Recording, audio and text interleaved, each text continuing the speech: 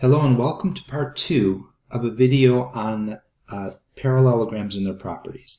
Now in part 1 we focused on where the properties came from and why they are what they are, and the 5 different properties. In this part we're going to ease on through this from working with parallelograms only with numbers into looking at some with some algebra and some algebraic equations. Alright, so the first one, let's just take a look. Now everything here for number 5 is given to us on this top line, and let's see what we can label. So xy is on the right side, and that's 15. So let's just label that 15. wx, that's on the top, and that's 22. zx is zx. Now that is a little bit tricky because that's the entire diagonal, right? It goes all the way from here to here. And so before we actually label that, let's remember that those diagonals bisect each other. So these two pieces are equal. So the easier way to label it, instead of writing the number 32 somewhere in this parallelogram, I'm going to write 16 for both of these. That adds up to 32.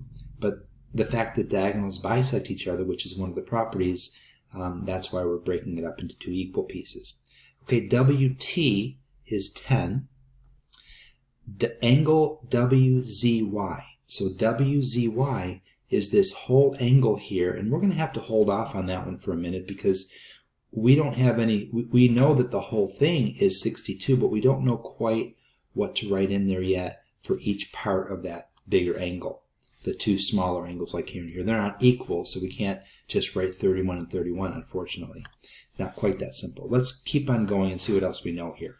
So angle WXT is 27. So let's see if that one's a little bit easier. Angle WXT, this part right here, is 27. And angle ZWT is 77. So ZWT, this angle right here, is 77. Let's put degrees in the angles so that we can tell them apart from the sides. Okay, now that we have everything in here and we have that 62 still sitting there on the outside, let's see if we can use our properties to get some more angles out of this and get some more sides too. So this is the stuff that was given. Let's put the stuff that we find in red. So opposite sides are congruent. That's easy. So that's a 15. And this is a 22. We've got some alternate interior angles. So here's one of the z's. Let's just write the z here. And so we know that this angle down here is also 27. We've got another z that you can write. Now if you write these z's, if you actually draw them, you're going to get better at seeing them. So I hope that you either you see them clearly already or you take some time and actually draw these out. All right, what else do we have here? Okay, actually now that we know that this angle right here is 62 minus 27, right, to get this one right here. So we're going to go 62 minus the 27 that we found from alternate interior angles. And that gets us what? Cancel that we have 5, and 5 minus 2 is 3. So that's like 35 degrees. So we've got this angle now. So we've used what we needed from that 62. We now know that this is 35. And of course, every time we put one angle in, we know there's going to be another z somewhere. Cover the angle first, continue through that diagonal to get to the other side and form that z. So this is a 35 up here. These are degrees. All right, what else can we do here? Okay, there's still a few more angles here, and we're going to use now the property that says that consecutive angles of the whole parallelogram are supplementary. So we're going to use this one right here. Here's some consecutive angles. Here, that whole thing right there, those are consecutive angles. So we know that those angles, this one, this one, this one, and this one, all 4 of those angles make up 180 degrees. So you can make the 3 angles plus call this one x maybe for a moment and then make those equal 180, and you're going to find that missing angle. And that will open up the rest of these because of triangles. Okay, so let's go ahead and do that. So again, we're going to call that x for a minute. Now another way to do that, by the way, is to say since this angle here is 62, then this angle here is 180 minus 62. And 180 minus 62 is 118. So that means that this angle over here, not this one, but this one that's left over right here, is 118.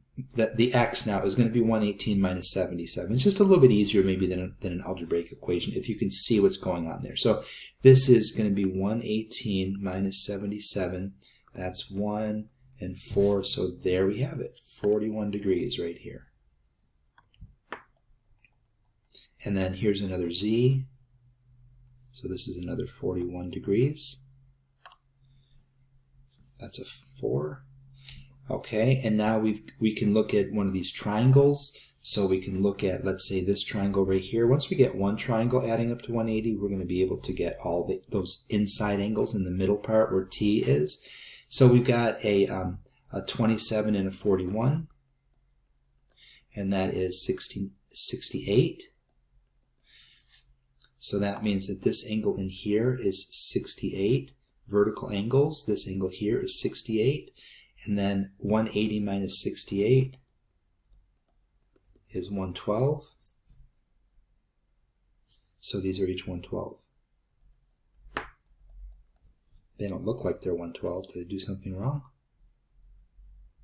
I switched them. I forgot to subtract from 180. So these are actually, I added them to 68, then I forgot to subtract them from 112. So this is actually the 112. So these are the this is 41 here.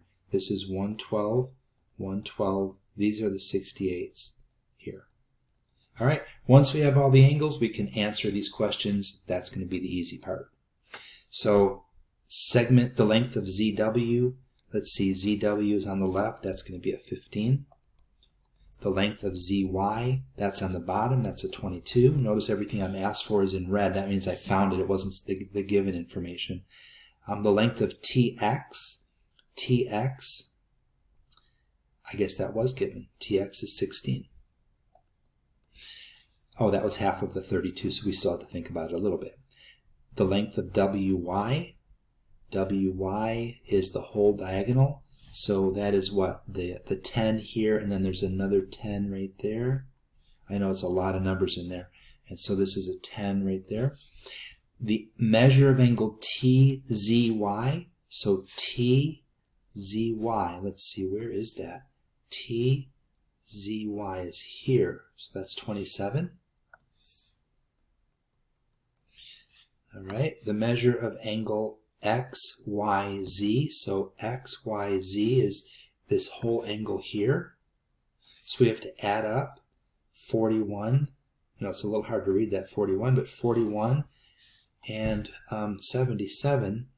I think we added them somewhere, didn't we? No? I mean 41 and 77. Maybe we never added them. Well, let's add them now. 41 and 77 is 128. 118. Okay, so it's 118 right here. XWT, so XWT is this angle here. That's 41. And one more, XYT, so XYT is this angle here, and that's 77. All right, let's get to something that's more algebraic now. All right, so let's move on to... All right, so there's one that needs a little bit of algebra, but luckily the algebra looks like it's going to be pretty easy because we have opposite sides. We know they're congruent, so there's our equation. 9x minus 25 must be equal to 5x plus 7. So we subtract 5x from both sides. I'll let you solve that. Okay, let's go on to the next one. Let's try number 9 right here. Okay, also algebra. This time we have to label the diagram, so let's go ahead and do that first. So TV is 74. So TV is the whole thing. Remember, from here to here, remember the diagonals bisect each other, so these are equal parts, which means they're each half of 74. 74 divided by 2 is 37. 37 and 37. All right, and WV is 4x plus 1. So where's WV here? So WV is right there, and that is 4x plus 1. So it looks like 4x plus 1 must be equal to 37. And we'll solve that. And there it is, x equals 9. Okay, let's do one more. We're going to do number 13 now, right here. Oops. All right, let's take a look at it. So we've got a couple of angles here. Now, I guess we need to know, are they equal? What do you think? Well, let's see. We've got also this information up here. KLH is 134. So KLH, that's this angle here, is 134. I'm going to write it in there, even though it's kind of not the way we usually do things. All right, let's think about this. Okay, so there's a couple ways to do this, but one of the things that I'm going to suggest is to remember that opposite angles of the entire parallelogram are equal. So this angle on the bottom right, angle L, is 134. So is this angle up here, 134. And why is that important?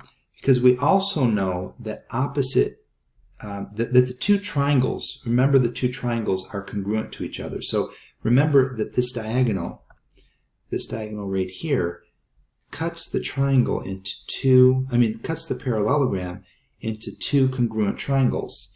And we only really need one triangle there. We know that the three angles of that triangle add up to 180. So there's our equation. We can just write 25 plus 134 plus 4x plus 9. Those are the three angles of the triangle that add up to 180. So go ahead and combine like terms and see how you do with solving that. All right, there it is, x equals 3. So remember, we're using the same the definition plus the 4 properties, and this time we use the fact that opposite angles are congruent.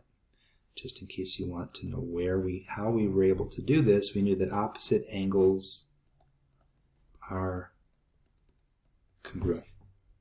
And the last example, here we used the fact that diagonals bisect each other.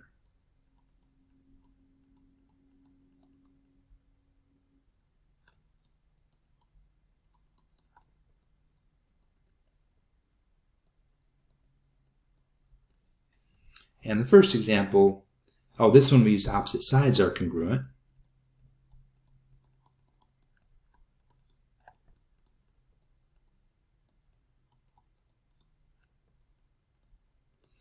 And in the first example, we weren't really focusing so much on those as the different kinds of alternate interior angles, and you just got to keep on seeing that these are, you've got two pairs of parallel lines here, and you've got two different transversals. It makes alternate interior angles. You've got some consecutive angles that are supplementary, and following, a combination of many things. So 5 was definitely a little bit more thought, I think, than these other ones.